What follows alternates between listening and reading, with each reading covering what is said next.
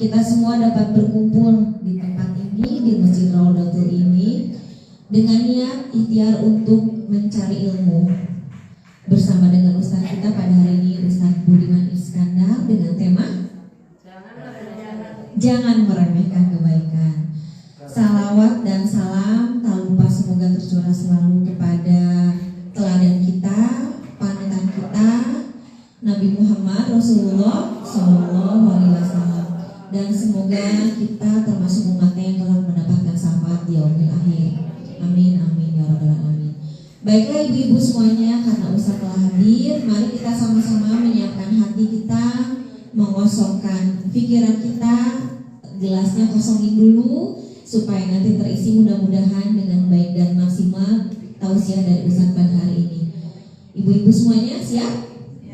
Kita berdoa dulu ya, doa menuntut ilmu. Bismillahirrahmanirrahim. Rabbi zidni ilma warzuqni fahman. Kepada Ustaz, Dr. Muhammad.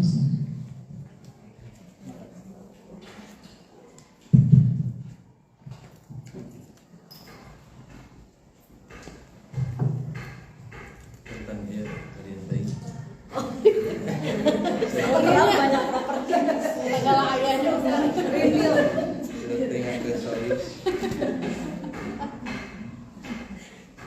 Segala ayah.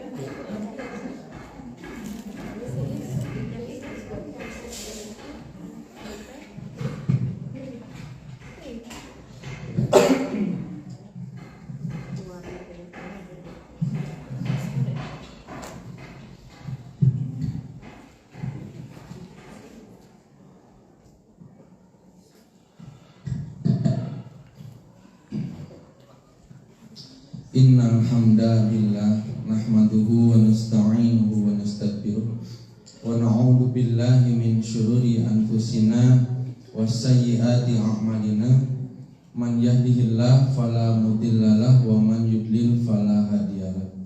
Asyhadu an la ilaha illallah wahdahu la syarikalah wa asyhadu anna Muhammadan abduhu wa rasuluhul ladzi la nabiyya ba'da amma ba'du. Ibu-ibu dan ramah sadayana. Alhamdulillah, luar biasa. Bersama MAB, insya Allah semakin soleh soleha. Allahu Akbar. Alhamdulillah rada kompak. Di kamarana karosong gitu. Iya, yakin akan ayah sih kan soalnya. Sebagian ada kerjaan. Oh iya. Sehingga nama iya jalankan panitia. Alhamdulillah kudroh iroda Allah Subhanahu Wa Taala bisa bertemu kembali sudah cukup lama ya. Alhamdulillah dipertemukan kembali oleh Allah Subhanahu Wa Taala di tengah suasana masih hiruk pikuk pemilu ya, masih banyak yang belum puas sepertinya ya. Ini ada wajah-wajah yang tidak puas. Kelihatan ya, Ustaz. Jadi saya lihat ibu-ibu menirami siapa ibu-ibu itu ya. Bu, sebetulnya begini ya, di Indonesia mah apa ya, pemilu teh patut banyak disyukurinya, walaupun banyak sakit hatinya sebenarnya, atau misalnya ada yang tidak puas, tapi di Indonesia mah itu tuh harus bersyukur. Bersyukurnya apa? Serame-ramenya di kita tuh ya, sebeda-bedanya pilihan, beda-bedanya pendapat, tapi tidak sampai terjadi kericuhan. Kan ulah sumudon tametakna deui kadang. Cenah da curang licik. Apa ieu teh? Hati-hati dengan ungkapan-ungkapan kita yang bisa jadi kita malah jadi dosa gitu. Kenwel ulahnya. Halo? Ya Ustaz. Oh, arahnya gitu. Atos Bu atos. Kan itu KPU anu ngetan mah. Ibu mah atos heula, ngawas heula. Jadi ini disebutnya Bu ya, disebutnya itu ujian politik, fitnah politik. Ujian politik itu tidak sederhana, tidak bisa disepelekan. Kenapa? Karena tidak sedikit ya negara-negara Bu di saat masa-masa seperti sekarang ini namanya ujian politik begitu ya. Tahun politik adalah tahun ujian. Itu banyak yang gagal. Coba sedikit ya Bu informasi biar ibu teh banyak bersyukur ya. Biar banyak bersyukur. Contoh, Bu tahu negara Yaman? Eta gitu paling dia na Pak Oman gitu. Di Yaman tas belah katuhuna teh Oman gitu kan itu. Kabeli dia nama Aman gitu. Itu di Yaman itu dari sejak 2014. Berarti kalau sekarang dari 2014. Kalau sekarang itu 2000 berapa? Berapa tahun? Sudah 10 tahun di sana itu pemerintahan masih belum jelas. Sejak 2014 terjadi pergantian kepemimpinan di Yaman sampai sekarang perang saudara. Ratusan ribu orang meninggal dunia sia-sia begitu ya. Kenapa? Karena ada dua kubu di sana itu ya. Ada dua kubu yang masing-masing tidak mau dipimpin oleh yang lainnya. Pokoknya mah kudu saya memimpin. Namun itu embung terima begitu ya. Sampai akhirnya perang saudara. 10 tahun perang saudara, 10 tahun masyarakat rakyat itu merasakan kelaparan, kemiskinan, pendidikan tidak jelas, terbagi dua. Ya, perang saudara. Padahal di sana itu cuma satu suku, suku Arab begitu ya. Di kita mah Bu ya, bersuku-suku dari mulai di Sabang sampai Merauke katanya ada 200 suku. Termasuk di kita saja ya tambahan suku Rorombe kan. Jadi bersuku-suku beragam bahkan bahasa dan sebagainya. Tapi alhamdulillah sejak reformasi sampai sekarang walaupun ketika pemilu beda pilihan, beda ayo kan wakwek kayak gitu, tapi lama-lama juga gitu. Kenapa? Karena Indonesia itu Bu ya memang cukup diajarkan ya oleh kepada kita itu sejak kecil itu yang namanya toleransi. Di kita mah toleransinya tinggi. Ayeuna we ribut keneh teh dan meureun nyeri hate keneh meureunnya eleh gitu ya. Tapi dah lama-lama juga lupa kita teh. Rame-rame apalagi di atas. Ya, nanti teh sekarang rame-rame kita jarempe dan keke kabaragean porsi kabaragean jabatan nu moal kabagian mah urang we anger gitu tanya. Jadi sakapeung mah ganti pamimpin anger we geuningan harga mararahal gitu tanya. BBM naik terus. Jadi akitu we hungkul. Tapi alhamdulillahnya itu tidak sampai terjadi krisis politik itu. Sampai terjadi pertumpahan darah, sampai terjadi perang saudara. Di Yaman 10 tahun sampai sekarang pemerintah itu menguasai wilayah perkampungan, perkotaan dikuasai oleh Ibu suka dengar Houthi ya, Houthi itu Houthi itu adalah aliran Syiah, sedangkan pemerintah sebelumnya adalah aliran Sunni. Itu sampai sekarang tidak aman di sini. Itu Yaman. Libya itu sejak tahun 2011, berarti udah berapa tahun tak? 13 tahun ya. 13 tahun sampai sekarang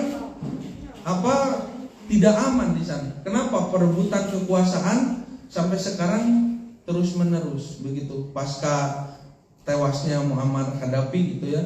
Jadi pemilu itu diboikot, digagalkan, perang terus menerus antar sesama saudara begitu. Belum lagi di Suriah, sudah pasti di Suriah sudah ramai. Jadi negara-negara sekarang ya beberapa waktu kemarin Sudan. Dan itu cenderung mereka itu cuma satu suku. Tapi karena toleransi mereka itu sangat rendah ya, jadi mereka itu sangat tidak bisa menerima kalau orang lain beda teh pokoknya mah hese gitu. Makanya terjadi pertumpahan darah. Itulah yang disebut dengan tahun politik adalah tahun ujian politik, atau disebutnya fitnah siasah. Nah di kita mah ya alhamdulillah, walaupun di beberapa daerah di kita seperti di Bima, NTB, di Papua itu kan didoruruk kenyanya di kertas-kertas suara dan sebagainya. Itu ya masih ada lah di sebelah sana gitu. Ada kabelah dia nakan mah itu sampai begitu gitu. Nah itu sih ya. Nah pelajarannya bagi kita apa? Bagi kita mah begini Bu, jangan sampai apa yang kita alami ini sebagai tahun siasah atau tahun politik, ujian politik ini kita juga diuji. Diuji bukan sekedar pilihan siapa atau siapa yang memimpin, tapi kita diuji sebagai individu, sebagai pribadi atas apa yang terjadi. Teh cik, ieu teh naon anu pipahalaeun ke urang? Apa yang kira-kira jadi pahala ulah malah jadi dosa, malah jadi ngagaribah gitu tanya, jadi sarumudon begitu ya. Padahal apa-apa yang terjadi itu illa biidznillah. Ini atas izin Allah. Dan apa-apa yang kita anggap buruk bisa jadi baik untuk kita di sisi Allah. Dan apa yang kita anggap baik bisa jadi buruk di sisi Allah. Jadi mending husnudzon we. Apapun yang terjadi, apapun nanti hasilnya, itu adalah sudah bagian dari qadarullah. Terima saja. Ada tidak yang menurut kita, aduh ieu kumaha bakal kieu, yang kita pikirkan buruk bisa jadi baik selama hati kitanya bersih.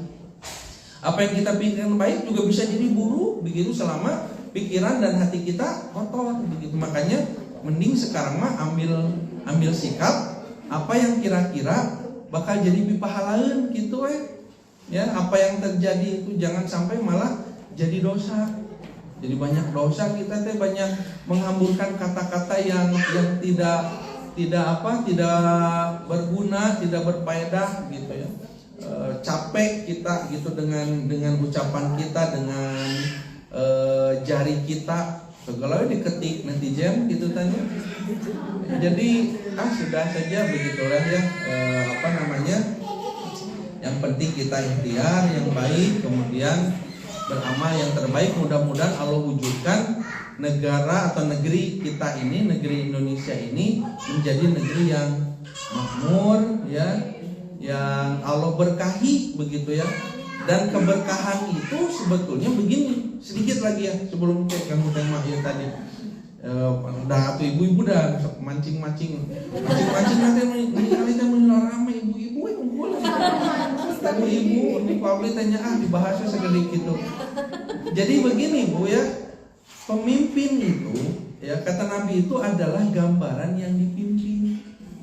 Jadi kalau kita mendapati sekarang pemimpin kita itu si A misal gitu ya, nah itulah gambaran mayoritas rakyat kita itu, masyarakat kita itu seperti itu. Nah gitu, begitu kata Nabi itu. Jadi kenapa? Karena seorang pemimpin itu lahir dari rakyat. Jadi rakyat seperti apa yang akan melahirkan pemimpin begitu. Jadi tidak perlu kecewa. Sudah saja rakyat, berarti rakyat kita tuh masih seperti itu. Jadi merubah siapa yang akan menjadi pemimpin itu bukan sekarang, tetapi nanti di masa yang akan datang bagaimana kita mendidik generasi kita gitu. Itu dah apa yang kita dapati sekarang itu adalah buah dari pendidikan di masa sebelumnya begitu ya. Jadi itulah kumaha carana aya nama jadi pipahalaeun, jangan malah menjadi dosa gitu ya. Siapapun yang terpilih itu bagian dari qadarullah ya. Tinggal kita sikapi dengan beramal sebaik mungkin begitu ya. Karena siasah atau politik mah dari zaman dulu juga, dari sejak zaman Nabi itu teh ujian bagi para sahabat. Sedikit lagi Bu ya. Jadi gini, sahabat itu kalau Nabi menyampaikan sesuatu, Berkaitan dengan ibadah, langsung samina wa ata'na, taat. Kaitan dengan muamalah, sahabat taat gitu. Jadi kalau diperintahkan ibadah, langsung taat, tidak ada perdebatan. Diperintahkan muamalah begitu ya, langsung taat. Ini halal, ini haram begitu ya, sahabat taat begitu ya. Bahkan ketika Allah mengharamkan, pada itu Nabi menyampaikan bahwa khamar itu haram. Itu sahabat pada saat di Madinah terjadi banjir khamar. Kenapa banjir khamar? Orang-orang yang punya khamar ya, 1 drum, 2 drum di rumah ditumpahkan. Kenapa? Saking taatnya samina wa ata'na. Ya, kami dengar, kami taat, kata Allah haram, haram, selesai begitu ya. Urusan haram beres. Tapi kalau urusan siasah, urusan politik, sahabat kadang tidak begitu. Kata Nabi A, kadang sahabat B. Bahkan Nabi G di Baghdad ku sahabat. Percaya Bu, Nabi di Baghdad beberapa kali Nabi itu sampai mendapati wajah sahabat itu bermuram durja. Jadi berpaling, urusan politik. Makanya dulu kita pernah belajar Sirah Nabawiyah ya. Kalau masih ingat, yang sudah lupa ya giniannya. Dulu pernah misalnya contoh satu kejadian ya. Misalnya di antara beberapa kejadian, satu kejadian perjanjian Hudaybiyah. Rasulullah bersama 1.400 sahabat dulu pernah berangkat melaksanakan haji. Berangkat haji dari Madinah ke Mekah, sudah pakai kain ihram. Mulai beliau itu ihram di Bin Ali, kalau sekarang dulu disebutnya Dzulhulaifah. Itu mulai perjalanan 1 minggu, jalan kaki 1 minggu. Bayangkan, pernah di dia 7 hari jalan kaki. Nama di ibu mah kabaru moge naik motor apa namanya? Ini alalim apa teh nama gitu tanya. Lebar lemak cenah. Jadi dulu 7 hari jalan kaki sampai 7 km, hampir sampai di Mekah. Itu rombongan ibadah haji dicegat oleh kaum Quraisy. Dicegat, bahkan mereka mengancam akan memerangi kaum muslimin. Sedangkan kaum muslimin pada itu tidak ada yang bawa senjata. Namanya mau ibadah haji, menyibadah haji bawa senjata. Paling membawa senjata tajam itu untuk menyembelih hewan gitu ya, untuk urusan-urusan bukan perang.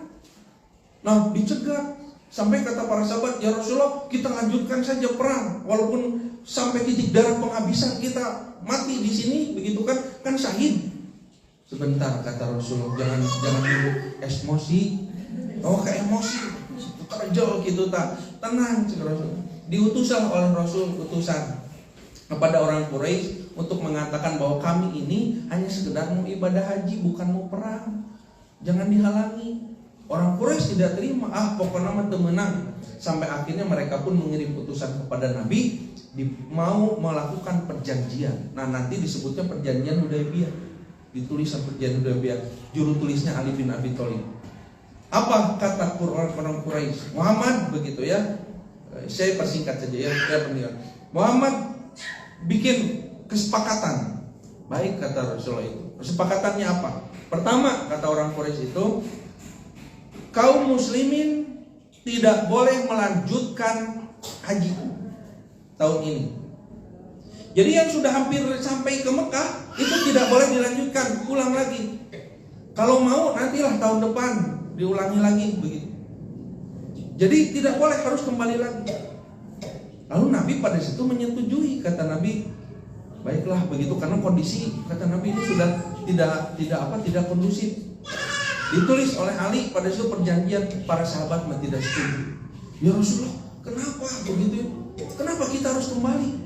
Coba abdi teh geus hajat di ditu teh cenanya. Depan syukuran geus naos bebejana angkat ibadah haji, anu mun balik deui teh apanan era gitu. Si gadi kita nyebutnya udah ada yang hajatan sudah apa gitu. Peket terjadi ibadah haji, da aya nu kajeun monok di hotel. Kayak cenah pas pulang bebejana mah geus di balik haji. Padahal mah monoknya di Jakarta di ditu. Tapi aya nu kitu eta. Jadi mereka tidak mau. Ya Rasulullah, lanjutkan saja begitu ya. Kita walaupun harus perang. Kata Rasulullah, tidak, kita pulang. Bu, di situ saja para sahabat ya mayoritas para sahabat tidak setuju. Mulai bararaheun sahabat. Jadi ini kan urusan politik. Kata Nabi kita pulang begitu. Sahabat tidak setuju. Mulai mereka itu bermuka masam. Lalu Ali menuliskan dia pulang begitu. Yang kedua kata orang Quraisy, ya kesepakatan yang kedua adalah kalau ada penduduk Mekah yang datang ke Madinah masuk Islam, itu harus dikembalikan ke Mekah. Harus dikembalikan, pulangkan kembali, tidak boleh diterima.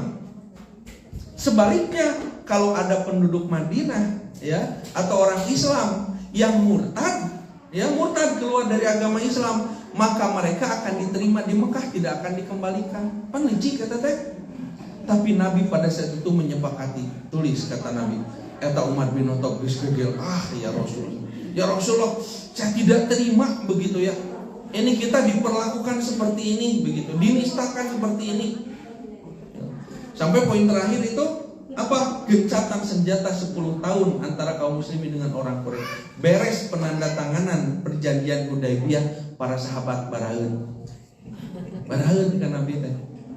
Jadi mereka tidak seperti biasanya kalau apa-apa menerima, tapi urusan politik pun tidak seperti itu. Jadi urusan siasah, urusan politik itu menjadi ujian. Sahabat baraheun sampai Nabi mengatakan, kata Nabi, ayo kita pulang ya. Silakan kalian dicukur tahlul ya. Kemudian sembelih hadyu sebagai kifarat tidak jadi ibadah haji.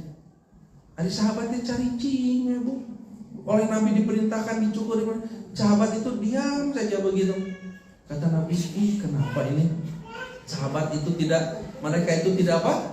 Tidak melakukan apa yang Nabi sampaikan. Akhirnya Nabi masuk tenda begitu. Curhat akhirnya Nabi kepada istrinya. Dulu istrinya pada itu yang dibawa Ummu Salamah. Gimana kata Nabi teh, mereka ya sepertinya masih menyimpan ketidakpuasan. Sampai Nabi perintahkan untuk tahallul, mereka tidak melakukannya, diam saja begitu. Jadi aya keneh katepan jual. Urusan politik mah begitu ya. Nah makanya Ummu Salamah mengusulkan, kata Ummu Salamah, ya Rasulullah, tos saya tong seueur nyarios. Keluar saja engkau, potong rambutmu, tahallul, sembelih hadyumu, pulang, tos tong nyarios. Akhirnya Nabi mengikuti saran Ummu Salamah, Nabi keluar, panggil Bilal, pangyukurkeun, dicukur, tahallul, sembelihkan hadyuku, sembelihkan. Nabi pulang. Para sahabat karek ningali kitu mah, Nabi pulang, Nabi tahallul, Nabi menyembelih hadyunya. Ayo banyak cicing di dia cenah begitu. Akhirnya mereka semua bercukur, menyembelih, akhirnya ikut pulang. Walaupun masih ada ketidaksetujuan kepada, sampai akhirnya turun nanti surah Al-Fath. Inna fatahna laka fathan mubina dan seterusnya, yaitu kabar gembira bahwa setelah peristiwa ini kaum muslimin akan menang. Nah, maksudnya setelah itu 2 tahun setelah itu barulah terlihat dampak dari perjanjian Hudaybiyah ternyata mendatangkan kemenangan bagi Islam. Sedikit lagi ya, pasca perang Hudaybiyah kan terjadi gencatan senjata 10 tahun. Akhirnya Nabi pada itu leluasa. Tadinya kalau mau melakukan sesuatu dihalangi oleh orang Quraisy. Sekarang kan leluasa dakwah kemana-mana Nabi itu. Sampai Nabi kirim surat ke Heraklius, Kaisar Romawi, ke Persia, ke Mesir, kemana-mana Nabi kirimkan, tebarkan. Bahkan ada orang Mekah masuk Islam, setelah masuk Islam disuruh pulang lagi ke Mekah. Katanya pulang ke Mekah, kan perjanjiannya begitu. Kenapa kayak di Mekah, sok dakwahan orang Mekah di situ aman. Malah jadi banyak yang masuk Islam. Sedangkan orang Madinah yang sudah masuk Islam tidak ada seorang pun yang murtad. Akhirnya apa? Dampak dari perjanjian itu ternyata malah merugikan orang Quraisy. Yang oleh orang Muslim kepada saat itu para sahabat tidak pikiran. Yang terpikir oleh mereka, kita itu dinistakan, dirugikan dari perjanjian ini. Makanya mereka benduh kan Nabi. Tapi begitu tahu pada saat itu dampaknya seperti apa, 10.000 kaum muslimin pada situ terkumpul. Sampai terjadilah peristiwa yang disebut dengan Fathul Makkah, pembebasan kota Makkah. Kaum muslimin menang telak. Setelah itu barulah mereka menangis. Oh iya gini kan. paingan Nabi itu. Jadi mereka menyesali begitu ya apa yang mereka lakukan kepada Nabi, ketidakpercayaan mereka kepada Nabi. Ternyata Allah memberikan kemenangan dampak dari itu. Jadi apa yang mereka bayangkan buruk, ternyata di kemudian hari mah berdampak baik. Nah itu pelajarannya itu. Sama dengan kita sekarang. Apa yang kita anggap saat ini buruk begitu ya, tidak sesuai dengan harapan dan keinginan, bisa jadi ya di masa yang akan datang itu akan menghadirkan justru kebaikan untuk kita yang kita tidak pernah tahu. Mentak tong sumudon. Jangan sumudon kepada Allah ya. Jangan juga berburuk sangka. Jangan kemudian akhirnya keluar kata-kata yang malah tidak pantas, malah jadi menggunjing, malah jadi jadi dosa bagi kita begitu ya. Sudah saja begitu, ini bagian dari qadarullah begitu ya, yang kita saat ini tinggal lakukan saja apa yang terbaik menurut agama Allah. Saya juga gitu. Nah, sekali lagi bagi para sahabat, politik mah ujian berat. Dan itu bukan satu peristiwa. Ada beberapa peristiwa lain yang kalau urusan politik mah barang begitu tak sahabat oke gitu ya. Tapi ketika hadir sami'na wa ata'na ya, taat kepada Allah begitu dan Rasulnya, maka tunggu bahwa kebaikan itu akan hadir di waktu yang sudah semestinya ya. Bahwa segala sesuatu indah pada begitu ya. Jadi jangan banyak sumudon sekarang mah begitu. Aduh jam 8 karek mukodimah mukodimah. Baik Bu lah ya, nggak apa-apa, mudah-mudahan jadi ilmu lah. Apa tema kita tadi? Kita Riyadhus Shalihin ya, bab 88. Sebetulnya bab aslinya itu, judul aslinya itu Babu istihbabi thayyibil kalami wa talaqatil wajhi indal liqa'i. Bab ya, disunahkannya berkata baik, bab disunahkannya berkata baik dan bermuka manis ketika bertemu. Itu bab aslinya judulnya. Jadi bab berkata baik. Jadi lamun diobrolkan teh ke perkataan yang baik begitu ya. Jangan perkataan pikarudeun gitu dah. Bu, ngobrol teh. Jadi Bu jangan sampai menjadi orang yang begini, kalau di persepsi orang kalau ketemu kita itu panggil agensi ibu ya, naon gitu pasti rudet diomongkeun teh. Taulah gitu. Tapi jadilah orang yang kalau orang lain bertemu dengan kita itu belum ngobrol saja sudah menggembirakan, sudah dirindukan. Asik panggil agensi ibu ini. Kenapa? Karena pas ngobrol teh menenangkan, adem gitu. Lain rungsing gitu kan ya. Terungsing, terudet gitu ya. Tapi menenangkan, nyaman gitu kalau menurut saya. Jadi bab disunahkannya perkataan yang baik dan bermuka manis ketika bertemu. Tapi kenapa judulnya yang kita bawakan sekarang jadi jangan meremehkan kebaikan? Karena ternyata hadis-hadis yang dimuat oleh Imam An-Nawawi dalam kitab ini, dalam bab ini sebetulnya merujuk kepada nanti hadis tentang larangan Nabi, peringatan Nabi untuk jangan meremehkan kebaikan walaupun hanya sekedar dengan ucapan yang baik begitu. Itu nyambungnya. Nah, jadi begini Ibu sekalian ya. Coba kita kembali ya ke pernah kita kaji dulu bahwa kelak di akhirat bukan di akhirat itu kan ada yang disebut dengan nanti itu yaumul hisab. Apa yaumul hisab itu? Hari perhitungan. Bakal dihitung. Tapi perhitungan nanti mau siga diurang enak gitu ya. Mau siga diurang, mau siga kuikon gitu ya. Cenah gitu. Aya jumlah orangna 200, hari sora aya 600 gitu. Tak moal kejadian kayak gitu.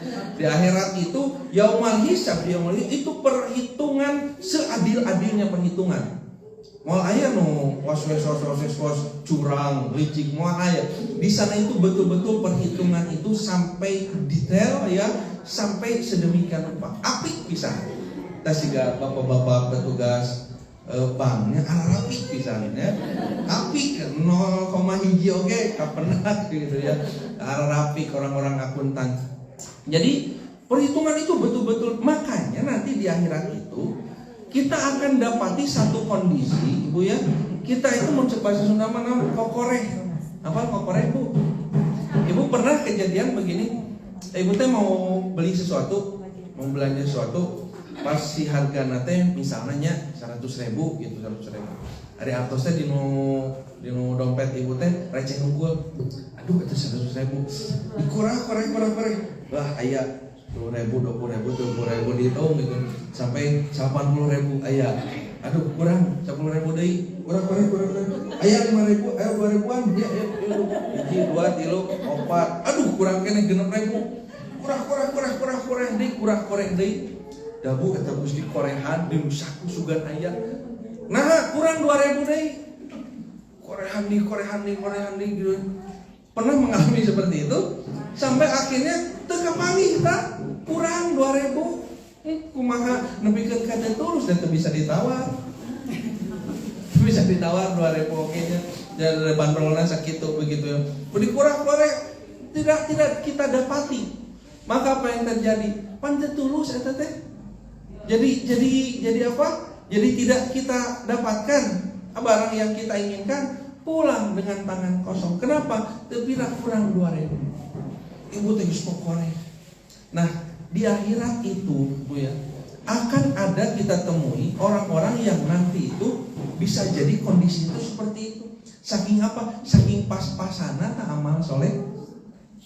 Amal soleh, amal ibadah kita pas-pasan bisa. Sedangkan dosa yang kita lakukan ya setiap hari banyak. Da rasa mah cenah abdi teh da tara dosa. Nah, da tara ngalakukeun dosa abdi teh maling tara abdi teh cenanya jahat ka batur tara nya Bu. Nah, karena kata Nabi yang paling banyak dosa yang dilakukan oleh umatku itu dari sesuatu yang tidak dia dia perhitungkan, yaitu dari apa? Salah satunya dari lisannya. Tadi di nulisan. Nya ibu teh tara jahat ka batur, tara sok nakol, tara naon, tidak pernah mengambil milik orang lain. Ibadah juga banyak, tapi lisan tara kajaga gitu. Jadi ucapan teh wah kadidukan jiwa yang ngalen ngidul begitu ya. Yang kita tidak rasakan sampai kita dapati di akhirat itu jadi dosa. Ketika diperhitungkan, ternyata dosa itu melampaui sedikit dari amal baik kita. Aduh, sedetik deui kumaha gitu. Andai kata ada kebaikan sedikit saja lagi bisa untuk menutupi dosa itu sehingga menjadikan kita ahli surga gitu. Tah kokore disebutkan gitu. Naon deui saya punya amal apa lagi begitu, punya amal apa lagi yang bisa menggenapkan ini. Nah, makanya Nabi bersabda, kata Nabi sallallahu alaihi wasallam, ittaqun nar. Di hadis pertama ya di kitab Riyadhus Shalihin di hadis pertama Imam Nawawi mencantumkan hadis yang ini, hadis riwayat Bukhari Muslim. Nabi sallallahu alaihi wasallam bersabda, ittaqun nar. Hendaklah kalian takut terhadap neraka walau bisyikit tamrotin. Hendaklah kalian takut dengan neraka walaupun dengan sebiji kurma. Sebiji kurma, kita punya sebiji kurma, Bu, are korma satu butir, hiji sabaraha? Panggana? Apa namanya? Oke, dan misalnya sok kiloan, cenah mah gitu. Kiloan, sekilo sabaraha atau sekilo? Yang ke usum Ramadan mereka. Jadi sebutir kurma itu mungkin tidak seberapa gitu ya. Jadi kata Nabi, takutlah kalian kepada neraka walaupun dengan bersedekah sebutir kurma. Jadi sebutir kurma saja yang kita sedekahkan bisa jadi menyelamatkan kita kelak di akhirat. Tapi kadang hal semacam itu suka kita sepelekan. Nyebutnya da kabayang oleh kita mah yang disebut amal soleh itu kudu gede. Mantap ibu teh sok isin cenah lamun abdi mah ibu nah bet teu infak isin abdi mah atusna receh gitu. Ningali batur mah bareureum cenah kitu tanya. Nah, padahal kata Nabi apa tadi? Di hadis yang ketiga bahkan latah kironna syai'an. Jangan pernah engkau menyepelekan, meremehkan sedikit pun dari kebaikan. Karena bisa jadi kebaikan yang kau remehkan, yang kau sepelekan, yang sedikit itu, itulah yang menyelamatkanmu kelak di akhirat. Nah, nyata tepira kurang 2.000 pan jadi terjadinya punya tadi balanja. Di akhirat juga sama, kurang sedikit amal soleh belum bisa menghapus keburukan kita, dosa kita, pan tidak jadi masuk surga. Jadi harus masuk neraka dulu. Ya wios atuh Pak Ustaz cenah karena rakelah sekedap etang-etang pengalaman. Ulah pikiran sih kayak gitu. Ulah kabayang sih yang ngejaya di Cipanas. Di neraka itu bahkan 1 hari itu seperti 1000 tahun. Jadi tidak akan kita mau walaupun 1 hari di neraka. Makanya jangan meremehkan amal yang sedikit. Dan amal-amal yang sedikit ini adalah amal-amal yang kadang tidak kita perhitungkan. Padahal peluangnya banyak. Setiap hari terjadi, setiap hari ada. Tapi kadang kita abaikan karena kita anggap remeh, karena kita anggap enteng. Udah kebayang kebaikan itu harus besar gitu ya. Padahal kebaikan-kebaikan kecil sedikit demi sedikit lama-lama menjadi. Coba bangun tidur. Bangun tidur ikut ya. Dari bangun tidur sampai nanti tidur kembali, itu berapa banyak peluang kebaikan yang kadang kita abaikan. Dari sesuatu yang sifatnya kecil aja. Gini nih. Ibu suka minum? Ya minta haus. Suka makan? Hobi, kenapa kuliner wae coba. Nah, coba kuliner ibu teh. Kuliner itu bukan sesuatu yang sia-sia kalau kita ya pandai mengambil kesempatan menjadikan itu kebaikan. Coba Bu, dari minum saja kita minum. Ambil gelas kita. Lalu kemudian kita minum. Sebelum minum kita mengucapkan Bismillah. Ada tidak orang kalau minum lek gitunya? Coba minumnya sama, waktunya sama, yang diminum sama, gerakannya sama, tapi yang satu mendapat pahala, yang satu tidak. Ya Bu ya. Ini minum, barengan ini semua minum. Tapi yang minum pakai Bismillah menang pahala, anu teman teu. Nah gitu, ya kita kadang meremehkan amal itu. Padahal kita minum sehari berapa kali? Berarti berapa Bismillah yang kita ucapkan? Berapa pahala dari ucapan Bismillah? Bismillah seberapa huruf? Hitung dari setiap hurufnya pahala. Menggunakan tangan kanan, ada orang minum, yang satu pakai tangan kanan, yang satu pakai tangan kiri, sama-sama minum, sama-sama menghilangkan dahaga. Tapi nu ieu mah menang pahala, anu ieu mah henteu. Kebayang Bu? Jadi dari hal yang kecil, hal yang sepele, hal yang kita remehkan, bahkan di situ bisa jadi banyak kebaikan. Baru minum, belum makan. Makan, peluak ngaluap gitu ya. Bismillah. Bahkan kata Nabi pernah tertawa begitu tersenyum, ada sahabat abok gitu Bu ya, makan begitu. Sudah mau habis tinggal sahuap deui. Ya Rasulullah, saya lupa. Bismillahirrahmanirrahim wa akhirahu begitu. Sahabat sudah diajarkan kalau lupa mengucapkan bismillah ketika makan atau minum, baru ingat di tengah-tengah ya atau di akhir. Ucapkanlah kata Nabi bismillahi awalahu akhirahu. Sahabat itu sahuap deui padahal mampunya. Kalau dia mengucapkan bismillahi awalahu akhirahu. Lalu Nabi tersenyum. Lalu sahabat itu bertanya, "Ya Rasulullah, kenapa tersenyum? Apakah kau mentertawakanku?" "Bukan," cek Nabi itu. "Aku mentertawakan setan yang ada di sampingmu." Nah, karena ketika engkau makan, dia ikut makan. Ketika engkau mengucapkan bismillah, dia memuntahkan apa yang sudah dia ikut makan. Tuh, utak tinggal ya setan cek Nabi itu. Utak. Ketika engkau mengucapkan bismillah di akhir suapan terakhirmu, itu tulus waragna teh setan. Ya. Jadi Nabi pernah bersabda juga ya, barang siapa makan ya, kemudian dia tidak mengucapkan bismillah, maka setan ikut makan bersamanya. Barang siapa masuk kamar mandi, dia tidak berdoa kepada Allah begitu ya, maka setan ikut masuk ke dalamnya. Kan Bu, apa doa masuk kamar mandi teh? Allahumma inni a'udzubika minal khubuthi wal khaba'ith. Begitu kita berdoa itu setan tidak ikut masuk. Tapi kalau tidak, kata Nabi, setan ikut masuk. Tidur, kita tidur, setan ikut tidur kalau tidak berdoa. Maka pantas Lantas Nabi pernah menggambarkan, tahukah kalian ada perjumpaan dua setan? Dua setan, CS ya, bestie gitu ya. Sudah lama tidak bertemu. Kenapa? Karena ditugaskan oleh pimpinan setan begitu ya.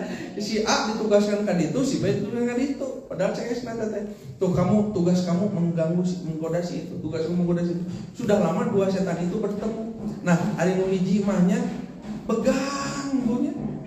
Pegang kurus kering kerontang begitu ya. Ari nu hiji mah sehat gitu tuh. Ngobrol nu duaan setan teh. Kunaon sih dipegang gitu teh. Ari saya mah udah sehat. Ternyata orang yang dia kurus kering si setan itu dia mengatakan aduh abdi mendarek teu pegang kumaha cenah diberi tugas dengan ngagoda begitu ya orang yang saleh kumaha gitu setiap dia makan bismillah aduh teu kabagean abdi teh cenah teu kabagean dia mau buang air begitu ya ngadoa aduh abdi nepikeun ka tingali kemung itu can dikaluarkeun ya, kemudian ketika dia tidur saya tidak bisa tidur. Kenapa saya tidak bisa tidur? Karena setan itu akan menggoda orang yang bangun. Sedangkan orang yang saya goda ini adalah orang yang dia itu suka mudah bangun untuk sholat. Makanya cenah itu sholat abdi sare cek setan teman dicarekan kudunungan. Makanya kalau misalnya setan itu menggoda itu bukan orang yang tidur. Bu, kalau ibu senang tidur, pokoknya mah kerek we, setan teh da jongjong atuh. Santai we nyawa HP setan teh. Kenapa? Karena tidak ada tugas. Kenapa tidak ada tugas? Setan mah da sare wae pagawean. Tapi kalau dia itu bangun, ya sholat, baca Quran, setan teh capeun. Kenapa? Di tengah sepertiga malam dia bangun. Setan teh panan teu berahu, dia bangun, teu kudu ngagoda. Terus gitu teh sugan terekeun maca Quran ngagoda desa. Capek abdi mah cenah. Capek semua tugas berat ya, teu kabagian tidak kebagian makan minum mata rek teu begang kumaha cek setan. Ari ente cenah kunaon bet lintuh. Abdi mah ngagoda teh resep ka si itu tuh. Nah, da pagawean teh sare gitu. Tak jom-jom we abdi. Dia makan, saya ikut makan. Dia buang air, saya ikut buang air. Nikmat teh hirup cek setan. Nah, itulah gambaran bahwa ternyata ya orang setan itu mengikuti setiap orang. Makanya setiap kita mengucapkan bismillah ya, setan akan berhenti. Dan itu menjadi pahala. Baru makan minum itu. Belum lagi berpakaian, Bu, ganti baju setiap hari seberapa kali?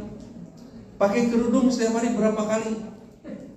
Pakai, coba ibu ketika pakai baju bismillah, masukkan yang kanan dulu. Ulah sok bisa sekaligus tuh, kalau mau pakai gamis, sok gitu kan. Sunahnya itu yang kanan dulu.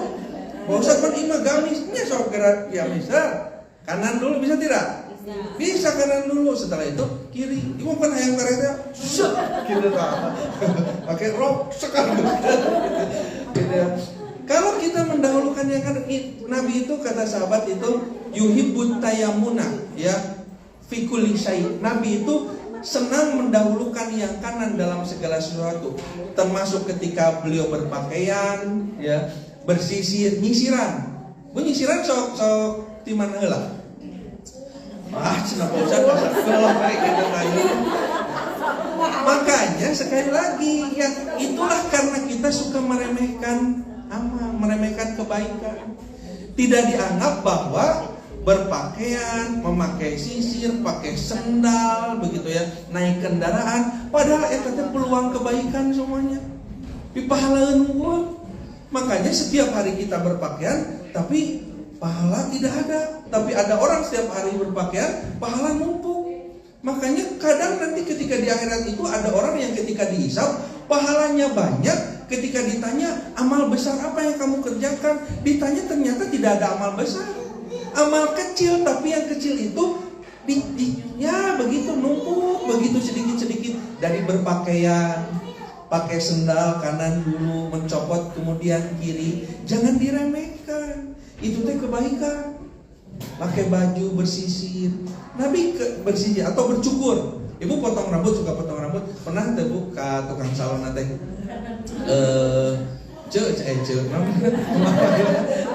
Kang Mbak. Gitu ya. Potongnya sebelah kanan dulu ya. Ada yang pernah nawar?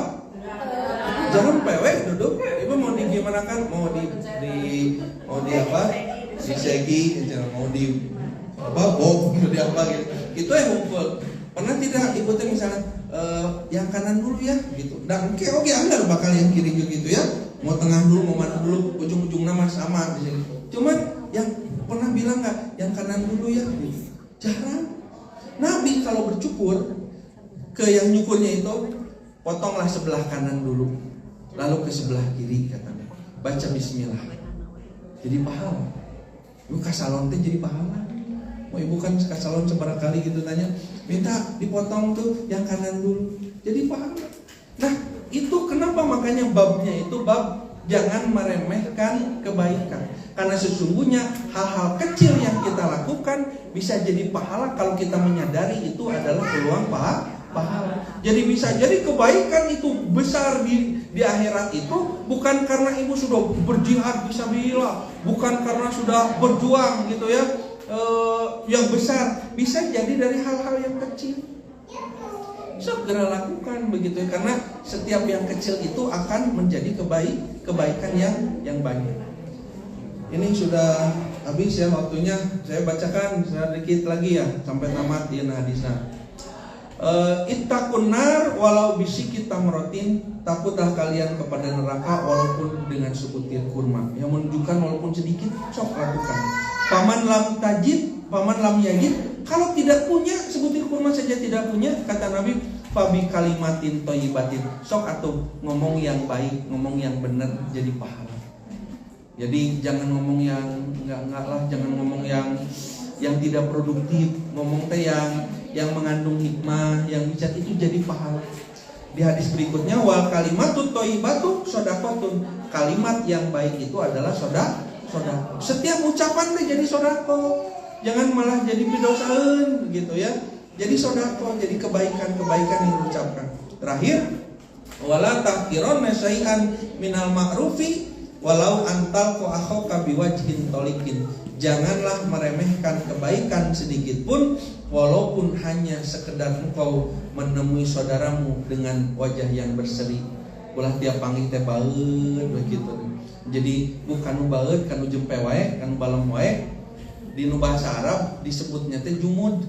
Kata teh di bahasa orang disebutnya jamadud. Di bahasa Arab kata teh jamadud teh di bahasa Arab ya. Makanya kenapa ada nama bulan Jumadil ulah, Jumadil akhir. Jumadil itu dari kata jumud, artinya beku, musim dingin, beku tak. Jadi bahasa Sunda, bahasa orang jumud jamadud, itu adalah orang nusuk ngebeku, ngebetem gitu. Jadi kalau ketemu teh meni jadi dayang nanya gitu. Atau kalau ngobrol teh meni tidak ada bahan pembicaraan jeung eta mah gitunya. Nah, da balem wae gitu kan. Nah, tapi ketika kita wajah berseri, bermuka manis, bagi orang juga menyenangkan. Coba ibu lihatnya, kalau ketemu sama orang senang lihat yang dia itu senyum apa atau ngebaeud. Nah, makanya bagi kita teh jadi menggembirakan ya. Mentak jadi pahala. Tapi kalau bau dan gitu di pengajian teh kieu ka ustaz nang di delek aya eta mah abdi mainan teh di dieu mah di dieu mah tuh ya di aya pun belah ditu lamun pangajian teh delek we ka ustaz teh si ibu teh ngawar-ngawar ka abdi teh tapi ari pengajian aya wae iya tah makanya dirubah. Da abdi mah kumaha tuh datos kieu tah, jangan suka memaafkan diri. Jadi belajar ya sesuatu itu bisa karena dibiasakan. Mulai mudah tersenyumkeun jadi sedekah. Peperiheun atuh tara sedekah gitunya atuh ku senyum begitu ya. Nah, ibu-ibu sekalian, itu barangkali karena waktu kita sudah habis ya. Apa yang kita bahas pada kesempatan kali ini mudah-mudahan menjadi setidaknya bahan lah untuk kita lebih banyak merenung, lebih banyak bagaimana mengumpulkan kebaikan-kebaikan dari hal-hal yang kecil. Sok periksa hal-hal kecil ternyata kerjaannya sama, geraknya sama, waktunya sama, tapi si A menjadi pahala, si B tidak jadi pahala. Nah, kita coba ambil sisi yang kira-kira jadi pahala. Dari makan kita, minum kita, berkendaraan, memakai sendal, bersisir, apapun yang kecil-kecil itu jadikan jadi kebaikan pahala yang kelak di akhirat bisa menumpuk begitu, sehingga memampukan kita untuk menjadi hamba Allah yang dikaruniakan surganya Allah Subhanahu wa taala. Gitu ya Bapak Ibu sekalian yang bisa disampaikan, mudah-mudahan bermanfaat. Kita akhiri, aqulu qouli hadza astaghfirullah li wa lakum. Wassalamualaikum warahmatullahi wabarakatuh. Boleh. Ya. Ibu-ibu ada yang mau bertanya? Kalau nggak ada saya aja. Pak Ustadz, bismillah izin bertanya. Tadi itu kan semua masalah kita tuh akan hilang dengan gibah, gitu kan. Sementara tadi penjelasan Ustadz tuh ngumpulin amal dari hal-hal yang kecil aja, padahal itu sepertinya hal kecil buat saya pribadi tuh seringnya lupa, gitu kan. Ya dalam sehari tuh ada sih ingetnya, tapi ya itu kayak pakai gamis gitu kan, rusuh kayak nggak tahan kanan dulu. Jadi dari ngumpulin amal dari hal kecil aja lupa gitu. Pertanyaan saya pertama, gimana? Itu kan emang Allah karena terbiasa ya, tapi kan apakah itu berhubungan dengan kadar keimanan seseorang? Apakah tidak?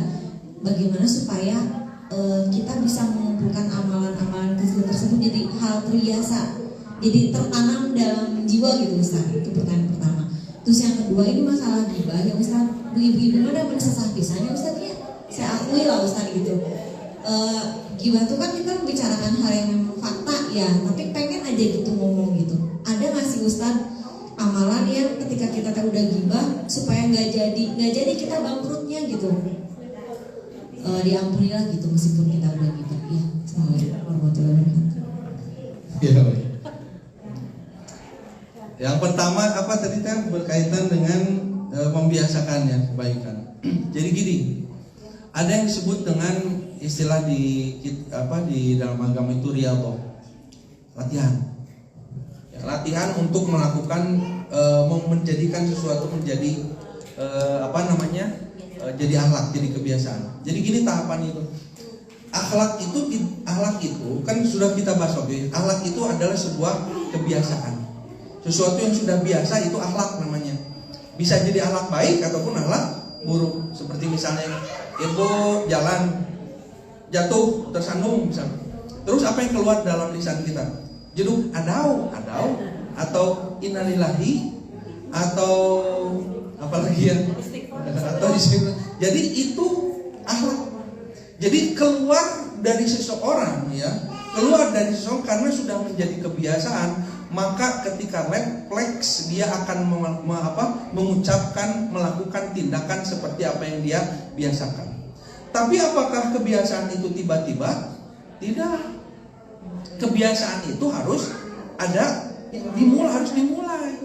Nah, memulainya itu yang butuh energi. Untuk membiasakan sesuatu, memulainya itu adalah membutuhkan energi, maka disebut nanti itu mujahadah. Mujahadah itu artinya bersungguh-sungguh, ya, bersungguh-sungguh untuk mengerjakan sesuatu yang tidak biasa kita kerjakan. Maka ketika sudah dilakukan, kemudian dibiasakan, lupa, ingat lagi, lama-lama jadi kebiasaan. Di saat kita ingat, oh bismillah, teringat Pak, bablas begitu. Dan begitu manusia, tapi ketika sudah dibiasakan, bahkan di saat refleks tanpa disadari, bismillah, ya, akan keluar kalimat thayyibah. Dan gini Bu ya, contoh ini, Ibu sholat suka begini tidak? Allahu Akbar jol, dong kamana we ngedongeng gitu. Alamun ngedongeng. Tapi kata mat gitu. Atau kadang di tengah-tengah ketika kita sholat ngalamun ibu teh. Aduh, masak naonnya kayak masak iya, ini kesukaan ayahnya, ini anak ngasuh. Ini dipikiran gitu. Ada pakai ingat ke sholat, begitu kan ya, ke sholat. Begitu kita ingat lagi sholat, ulah diteruskan eta teh ngalamun teh. Kela-kela hari mulia resiko sabaraha. Berhenti. Kenapa? Pada saat ketika kita ingat maka kembali kita mengingat Allah, mengembalikan kekhusyuan pada saat sholat. Nah, dalam kehidupan juga begitu. Kadang kita itu melakukan sesuatu kamana begitu ya. Tapi segera kembalikan, ingat kepada Allah bahwa dalam setiap kebaikan, dalam setiap apa yang kita kerjakan ada kebaikan. Jadi dibalikan lagi. Ketika sudah menjadi kebiasaan, sudah jadi akhlak, itu akan menjadi sesuatu yang bahkan kalaupun refleks akan yang keluar itu mau kancing coplok, nu keluar teh mau gitu. Tapi terus uhui ya nantinya keluar maluhui, tapi yang keluar itu kalimat thayyibah, subhanallah, alhamdulillah, begitu. Jadi berusaha bermujahadah untuk dibiasakan. Nah, yang kedua kaitan dengan ghibah, sama sebetulnya dengan yang tadi. Dan kadang kita itu suka pancing ngobrol ya. Ingat, begitu ingat langsung berhenti. Untuk ingat, kita ghibah, tapi ini teman bicara ngomong terus seru dita. Nah, di situ mulai jadi dosa nih. Ketika kita sadar di situ kita sedang ghibah, diteruskan. Ya, kalau dilakukan dalam keadaan tidak sadar, tersadar, mudah-mudahan Allah ampuni gitu ya. Dan kita tuh tidak sadar ngomong tiba-tiba terarah ke situ gitu ya. Pas begitu ingat berhenti. Jadi kata Nabi, kalau teman bicaramu itu mengajak ghibah, maka simpankan dengan pembicaraan yang lain. Jangan dinikmati begitu ya. Nah, itulah yang nanti menjadikan tadi kata Ibu sendiri ya, bahwa amal-amal kita nanti, amal baik kita jadi harus dipakai membayar keburukan-keburukan. Jadi ini adalah sebuah proses latihan pembiasaan. Nah, nantinya jadi akhlak. Kalau orang sudah jadi akhlak, peka nanti, hati itu peka. Jadi kalau ini sedang tidak baik, langsung peka. Ini tidak baik, peka. Jadi kepekaan dalam keimanan itu sesuatu yang sangat berharga ya. Dan itu buah dari kebiasaan. Yang ketiga, yang terakhir adalah apa? Yang terakhir, nah ini ikut kajian dan sebagainya, ilmu, mendengarkan ilmu itu mengingatkan kita kembali. Dan manusia kadang suka lupa, suka nggak ingat, suka kebablasan. Nah, begitu ada yang mengingatkan, oh iya, begitu. Makanya pentingnya ada nasihat, pentingnya mendengarkan nasihat, pentingnya mendengarkan ilmu untuk menjaga stabilitas amal kita. Gitu ya, mudah-mudahan Allah mudahkan kita untuk senantiasa menjadi hambanya yang terbaik, mampu menjaga dari keburukan dan dimampukan untuk mudah melakukan kebaikan-kebaikan. Demikian cukup. Ditutup doa aja. Baik, kita akhiri, kita berdoa kepada Allah Subhanahu wa taala. Mudah-mudahan di bulan Sya'ban ini ya, mendekati Ramadan, kita dimampukan oleh Allah Subhanahu wa taala menjadi hamba-hamba yang Allah berikan kesempatan untuk menikmati bulan Ramadan.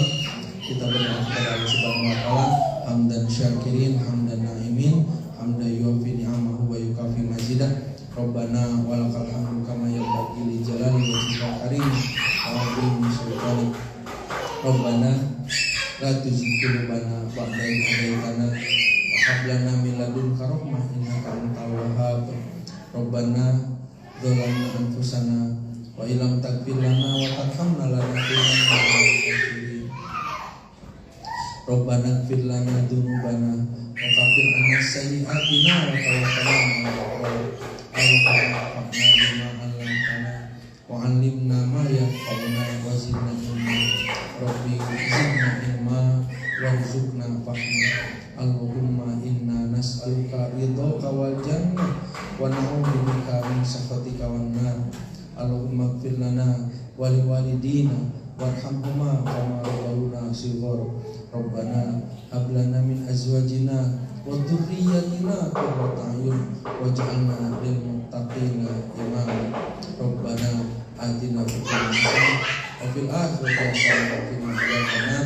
Aqulu qawli hadza astaghfirullah li wa lakum. Wassalamualaikum warahmatullahi wabarakatuh. Jazakallahu Ustaz atas ilmunya hari ini.